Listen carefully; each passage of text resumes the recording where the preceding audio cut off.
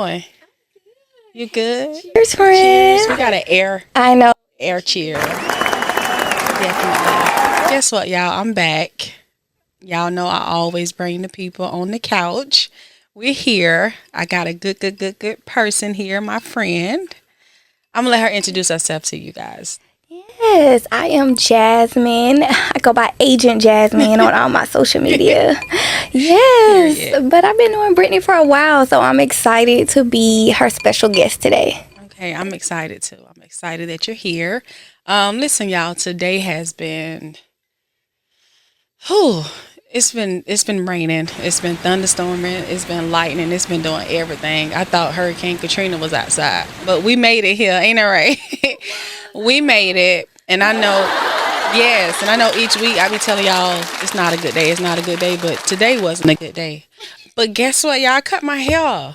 Y'all like it? It's giving Holly Berry. It's giving yes. Yes, but I'm nervous, but I cut my hair and I can't swing it or do nothing right You now. know what they say when a girl cut her hair. They say. Ooh, new life, new beginnings. That's what they say. Shedding the past. And I had a lot of split ends, dead ends. I cut it all off and just, yeah, everything. I feel rejuvenated, and I like that for me. Thank you. I got to get used to it. Sometimes we talk about, traumatic experiences. Sometimes we have artists on our show. Shout out to our artist that just left.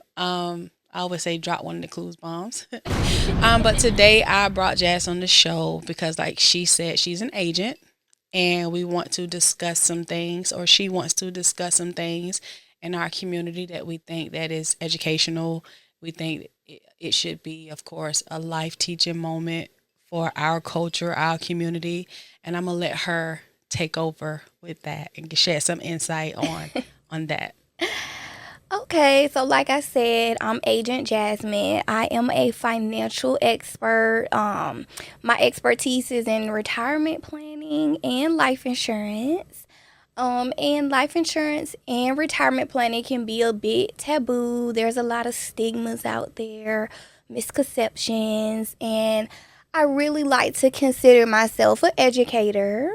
Because when I sit down with people, whether they're my clients or not, I really make sure that I leave each person I sit down with something that they didn't know before about the finance industry, or at least that part of the industry. I always want to make sure that you leave from me like, I didn't know that, Yeah. just Yeah. Educational moments. I just want to ask, how did you get started with this? Like, when does this become your field, your niche? Like, So I don't want to say I fell into it. It's kind of just how God works. So I did used to work in health care. So I worked for Florida Blue. Years ago, it was called Blue Cross Blue Shield, and it changed to Florida Blue. So I did work in healthcare, and I will say it was your typical 9 to 5. It was a great company, but okay. there I just learned that I had a skill for talking to people and explaining things. Well, we know that. Yes. So I learned that through customer service. If you work any job where you on the phone and you're talking to people rapidly back to back to back, but I was always the person that got in trouble because I more so empathize with clients. So you was putting your emotions in. Well, theirs. Yeah, theirs. That's what I'm saying. Yes, I was considering them. So like, I always was one. They're like, That's not the business. they're like, get them on, get them off, get them on, get them off. But people were calling about. So what I did was I worked in the federal department. So people was calling about, okay, I'm going to the doctor. I have this procedure. I want to know if my health insurance cover it. But it was only federal employees. So people who had a federal job, like Congress or post office workers or whatever that fall under the federal category. So anyway, when you look at if you ever look at nobody looks at it, but if you ever look at a health insurance plan, the conditions is so thick. Yeah. Like, you don't know what your health insurance really cover and what it don't. We think, I go to the doctor, I got health insurance, it's going to cover everything. Yeah. And that's not the case. So I just empathize with that, Okay. And so people would call in, basically, and they would just, want to know why their insurance is not covering this, why it's not. and I would call the doctor's office and just go a little bit above and beyond my job because I would empathize with, no, they don't above and beyond. I always was a passionate person about anything, but I was really going above and beyond, which, I mean, it was a good thing, but also you got 60 people calling a day, so they don't want you to be like, but I would get compliments. Yeah, they don't want you to take too much time on one person. Yes, but I would be like, this is so important, you know, whatever. But the customer would like it, and then they would call back in, and then they would ask for me. Okay. They would be like, I want to talk to the girl I talked to last time, because they start picking up that I was going a little above and beyond for them. And so, look, I bet all the coworkers like, you know, giving you the side eye, like. Yes, they felt like I make it harder for them because they like Jazz. They will try to convince the customer like anybody can help you. Yeah. It's not just anybody. Yeah, that's can the hate. They be hating. Anybody can help you, and I'm like, oh my God, I don't want everybody calling in asking for me, but I just wanted to help them in that moment. Yeah. Like I really wanted to help them. Yeah. So, anyways, that just kind of made me discover that I had like a niche for like helping people. And, you know, in that way. Okay. So, that's how I started. Okay. Well, I know that previously, man, you had a conversation. And I know that you wanted to mainly focus on insurance regarding the families of the Black community, as well as the not knowing, the dark secrets, the burial expenses, the job life insurance coverage. Like, let's tap more into that maximum ability of receiving life insurance. Life insurance. So there's a bunch, but if I had to narrow it down to the top two, I would say definitely consider and being open to looking into life insurance outside of work. Okay. That would be number one. And then number two, understanding that there is so many different types of policies and plans out there that dig a little bit deeper into your plan. So when you're crafting it or when you're buying life insurance, you really know if it's really benefiting you more than the company, you know? So that would be the top two. If I can just get people to really sit down more and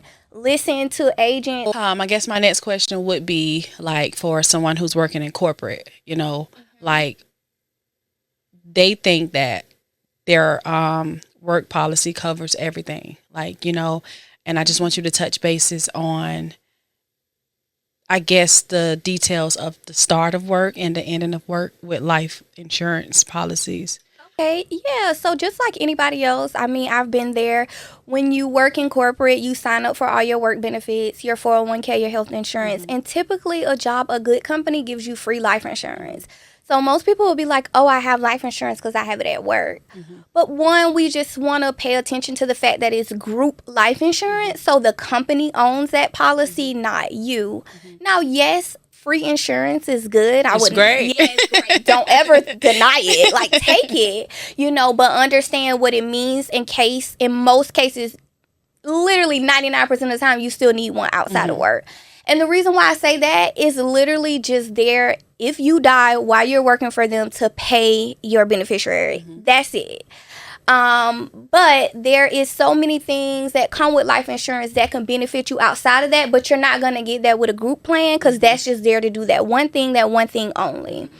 Two, when you retire, sometimes your corporate life insurance don't go with you when you retire. So now you find yourself, if you're 65 years old and you retired, you're actually applying for insurance now again at 65 years old. Which is not really in your favor because now you're older with more health medical issues problems and a higher bill. Yep. So you want to kind of look into your private insurance way younger, you know, before that point, and don't get comfortable with just having life insurance at work. Okay. Yeah, so that would be the main things about it at work. And then two, like I said, the life insurance at work, it's not going to have the extra features on it. It's just literally, you pass away, if you work here, this is what we're going to give your beneficiary. And the number one complaint that I have about the life insurance at work is it tends to take slower to pay out. Okay. So that's a big one. Break it down for the people. Yeah, now that's a big one. Break it down. Because, you know, you got our people who get these life insurance policies and somebody pass away, God forbid, and then they're setting up GoFundMe's or asking for money when the people have insurance. Can you touch on that and why is it a delay with the company? Yeah, so I think that okay, so all insurance, like once somebody passed away, they want to know the reason of death, death certificate. But I tend to see over and over and over the work policy, and all companies are different. Disclaimer. However, I tend to see that those policies take longer to pay out. I don't know if they investigate a little bit longer to see if this is not breaching the contract of if you can get the money, your family can get the money, but they take longer. And typically, if you've ever experienced planning a funeral, you need money immediately. Immediately, within 4 to 8 hours. That personal policy that you've been paying for, not that frequent at work, they always typically, unless it's a certain circumstance of death, like suicide or something like that. But typically, on an average, your personal policy is going to pay out quicker than the one at work. Okay. I don't know if it has more layers to go through HR, to go through the company, or if they wait. I don't know why, but it's always like that. And that's my number one complaint. People are like, basically, we had to raise the money first. And then I paid people back because the insurance at work didn't pay out until 5, 6 weeks. Really? The body gonna be cold by then. The body in the ground. The body in the ground. The kids need stuff. Yep. People want to take off work to grieve, but we can't pay our bills because we can't afford to take off time. It's so much stuff happening like back to back to back, and you're waiting on the policy at work to pay. Right. So I guess the recommendation for that would be, you guys, I guess, to get life insurance. Correct me if I'm wrong. Personal life insurance and your work life insurance. But most important thing is outside insurance, right? Yes, always take what's free, but then always ask yourself. Usually the free stuff is like, you know what I'm saying? It's a hidden gem, like something always hiding in the free stuff. Like, right. We it's don't like, read the fine print. Free. Yes, it's not. And it's just like with you. I mean, your job can replace you if you don't. Yeah. If you don't work there, so why should I just put it in the trust of the hands that you have the best insurance policy on me when I know I'm just an employee? Right. And then also, if you switch jobs, if you're on a job right now and you don't know that you're going to retire from that job, your personal insurance is going to follow you everywhere. Right. Yeah. I know people have, I guess they be having conversations back and forth about whole life. What are your take on whole life insurance, whole life and term life? And term life. So all insurance, whole term, all of them are great. All of them are great. It's more so a person's unique situation. And that's another reason why people should definitely not just blatantly, like blindly is how I call it, blindly buy. Don't just get a quote from somebody and look at it as I can afford this and buy it. Determine if you want the whole life or the term is literally based off your assets, your children, your goals.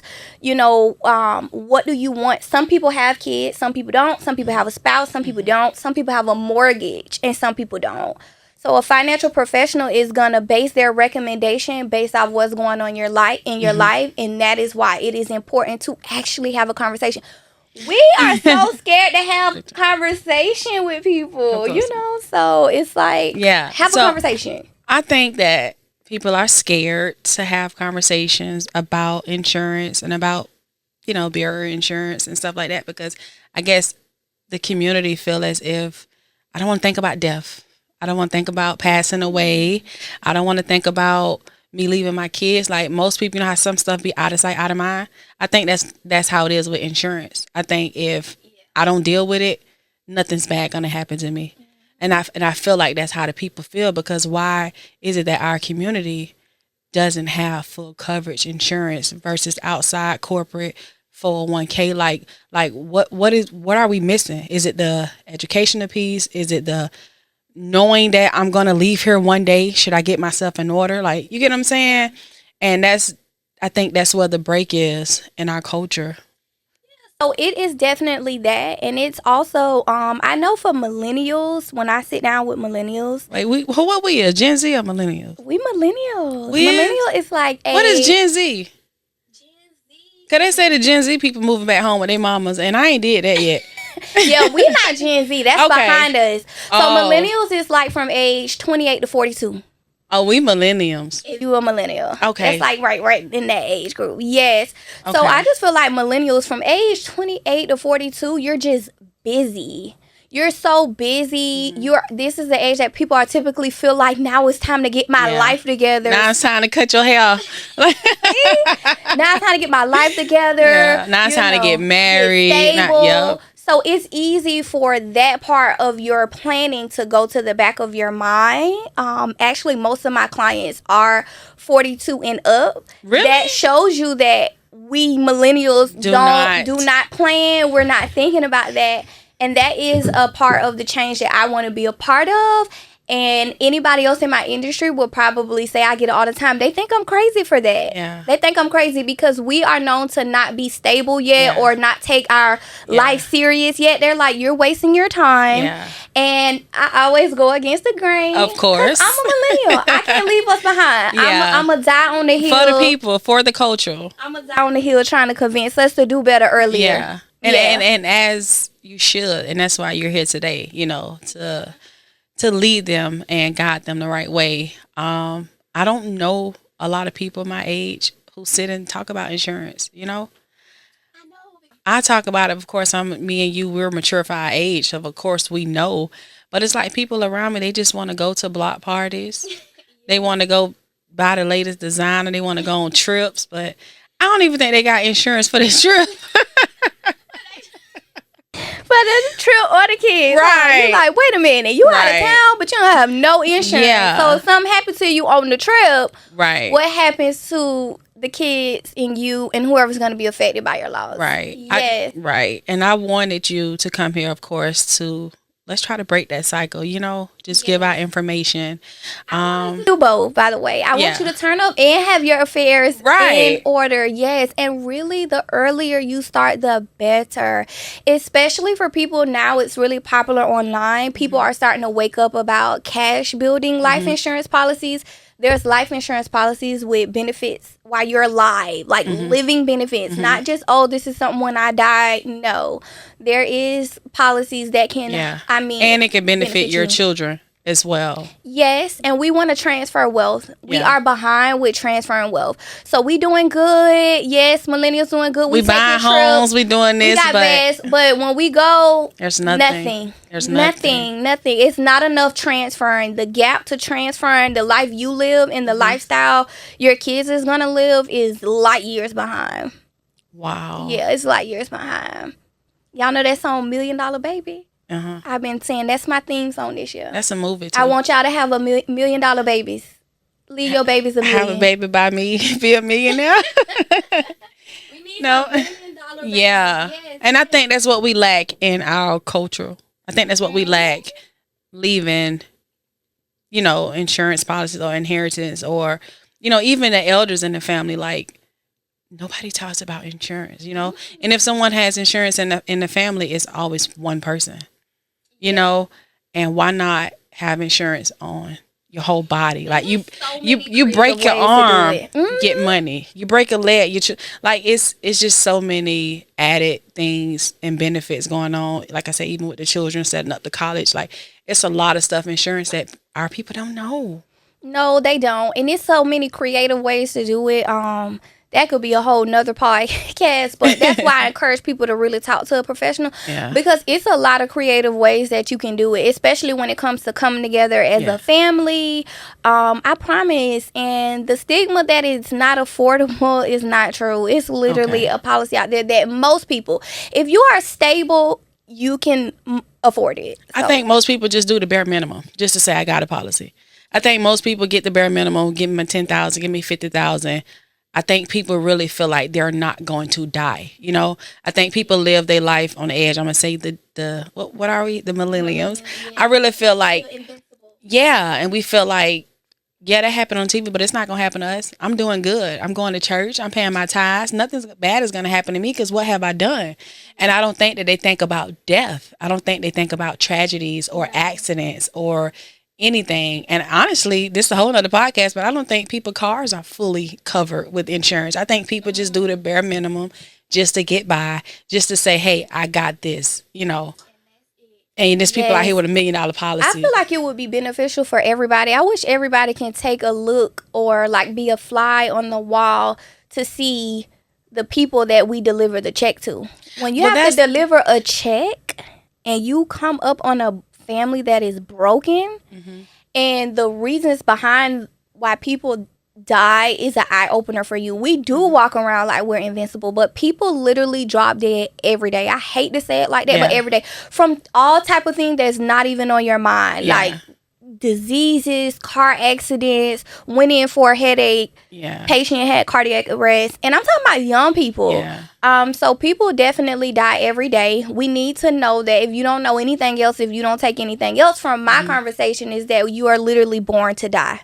Definitely. So you should think about death, because you was only born to die. Look, and we're not gonna be here forever. This right here, we visiting. You get what I'm saying? This not our resting place. But I get it. Come on, champagne, don't do me like that. Good too. What was drinking? Bel Air. Oh yes, this is good. This is my first time having this, because I'm not. This really Bel Air drinking. Gold. Oh, okay. Yeah, I tried to get something light for you because I know you ain't want no wine, but it's cool. I like it, and I'm glad that you enjoying it. Don't drink a lot because I will pour more. But no, I'm excited. But yeah, I think that people should be informed about all of this, and I do think that people don't know where to find an agent. You get what I'm saying? Like, yeah, that's another big one. That's a big stigma. I feel like some people have a bad experience, or people hear different things. And I guess you can look at insurance. Well, you can look at insurance or the finance industry as sales. So some people just feel like somebody is always trying to get over on me, or commission. Yeah, that because we get paid commissions, and people feel like somebody's trying to get over on me. And I try to tell people all the time, one, it's a service. Everybody gets paid for their work. Everybody is salesmen. When you go to the doctor, they're salesmen. They're getting paid. They're not getting paid. They're getting paid to diagnose you. And they're getting paid per patient. It's the same thing. Everybody who's working for a company, you're a salesman. You're getting paid for what you do. So insurance agents should be paid for what they do. However, yes. However, if you guys follow me, I am going to post, like maybe the top 3 or 4 things that you should look out for that can help you scope out a good agent. Just like any other industry, you can come across a good agent, or you can come across somebody who's just not a good fit for you. Yeah, that's not a good fit for you. And there are some things to look out for. You always want to use like your discernment. And you always want to see, one, no agent or no financial professional, no matter how long they've been in the game, know everything. Yeah. Because the one thing about our industry, it has so many products and so many aspects to the industry that things are always changing. So if they're coming off like a know-it-all, that's typically not someone. A red flag. Yes. You Run don't for want, the hills. No. You want someone who really listens to you, your budget, your circumstances, your story. And someone, again, use your discernment. Someone who's not a know-it-all, and someone who takes their time with you, but are respectful of your time. So I don't want to sit here and just sell you and tell you a bunch of BS. Yeah. I want to listen to you and make sure that what I bring to you is really aligning what you told me. So make sure if you got an agent that's really listened to what you said and they bring you solutions per what you said, that's a person that's not trying to get over you. And I will say this. 90% of the agents are not trying to get over it. It might be like 5% that might not be good, but the reason why is because we don't benefit if we do a bad job. Yeah. I think that it would be more convenient if we see a lot of insurance agents our color, because they always feel like, the stigma in a different culture, they trying to get over on us. They always be like the white man, or, so I think that even me coming in contact with different insurance agents always been another color, I've worked for a few companies, and I've always been the minority in the room. There was one time I was the only black, and then there was one time I was the only black and the only female. So yes, but we are on the rise. There are a lot of more black and brown people, and we're the minority in any industry, not just mine, but we are especially in the tech industry. But go ahead. Yes. Y'all get y'all kids in tech and coding. Yes, but yeah, we definitely are, and I'm not saying that other races and can't do a good job by Yeah. you. They can if you look for those things that I said. But finding somebody who understand you culturally and understand you financially is gonna really understand your background is definitely a plus, and we're definitely out there. Okay. What do you say? What would you say to a family who probably have health issues and cannot get insurance, and the agent probably told them, "Hey, I can't help you. You're sick," or they waited too late to get insurance. Like I say, they waited till they're old to get insurance, and it's a block for them. Like they probably feel like, "Hey, I can't help my family because I'm sick and I can't pass the test." What do you recommend for that, or what is your intake on that? Now with today in 2024, actually there's a lot of options out there. And again, that's why I'm just trying to get the word out, because we got to come out of the shadows and ask questions, and don't let that discourage you, because there is a lot of companies out there, and there are some companies that are geared just towards that. But I will say that it is a give and take. If you come with a lot of health issues, you're typically looking at a company that's gonna charge you more, because literally that is the whole basis of life insurance. Right. Life insurance is based off your health, your age, health, and gender is the three main things you're being underwritten under. So yes, if you have extreme health issues, you may pay more than someone that's healthy, but that is the whole point of it. Yeah. So yes, you but there are options out there. To And then answer also, your it's question, worth it. there are. Yeah. It is Yeah. because if you have a family you're going to leave behind, or bills, or a house, and you want it to stay in the family, it can definitely be worth it. And that's why I say get you a good agent, because it's a lot of creative ways to come together as a family and get it. If you have an Auntie Mary, I always say that Auntie Mary. Listen, if you have Auntie Mary is Rubenstein. really sick, and you have 4 nieces and nephews that are responsible, or 4 children that are extremely successful and responsible, and we can come together and pay Auntie's Mary premium, you can do that. As long as the premium is being paid and it's nothing, illegal, Right. you're paying it, then you can pay your aunt's insurance premium if it's not affordable for her. So there are ways to come together as a family to make sure the matriarchs and the people in the family are being covered. Okay. Yeah. Okay. I do want to pick your brain, and I do want to give more insight to our people, to the followers. Only Brittney. She's Right. gonna pick my brain. I am, y'all. because I love it. Oh my God. But listen, I do want to pick your brain, and I want you to also lead the people in the right direction. I want to talk about the 401k, how they can build. Look, you ready for that? How a family. She went big hitter. 'Cause 401k. look, this our last one, so I had to go big. I want you to thoroughly explain to them the benefits of having that 401k and building your own outside of the company that you're working for, and how they can magnify and glorify building their own 401k. So 401k is Look at her, y'all. Listen. Okay, she took it there. I was not gonna take it there. Listen, 401k is literally just a tax code. It's a tax code for your retirement account that you get through your group employer. So we are used to contributing some money in, and if you got a good employer, they contribute some money in, and it's just money that's kind of building up in the back for your retirement. But 401k go up and down. A lot of people don't even understand how it works. They just know they sign up for it, Right. they paying for it, And they don't know can how get it works. when they get old. But if you follow it over the years, you'll notice like, oh, it's going up and down. Or you can compare yours to a colleague, and y'all may have started the job at the same time, but their 401k is higher or lower than yours. So with that being said, I just want people to really understand how the 401k works, and know that you can do that same thing if you don't have a 401k with the employer. So this is the era of entrepreneurs. Entrepreneurs can start their own individual retirement account where they're putting money away for retirement that is tied to the market, and it's basically growing based on what's going on in the economy. So they are putting that money on autopilot in the background so they can have a chunk of money during retirement. So don't think that this is just only a benefit you get for working for somebody else. You literally can start your own. There are several retirement accounts. 401k is just one of them, and that one is just for for group employees, but there's others that you just start on your own. Right. Yes. Okay, and we're gonna leave y'all with that one. Honestly, I think this was very informational. Of course, we're going to have a part two. She's going to come back. If y'all have any questions, please drop down in the comment section because she's going to answer everybody's questions. If you ain't got no questions, make up a question because she's going to answer them. She trust me. See how when you had a friend card, she put the friend card on me. I did. She just committed me to a part two. Right. It's going to be a part two because this is very informational and we need this, you know. Tell the people where they can find you.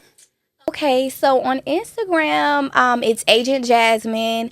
On Facebook is Jasmine Cockfield, and I'm sure you'll put my name in the bottom where they can find me. That's how you spell it, anyways. Right. But on Instagram is Agent Jazzmine, and on Facebook is Jasmine Cockfield, and that's it. I don't have a Twitter or anything. Don't worry, I'm gonna get her TikTok and I'm gonna get her Snapchat.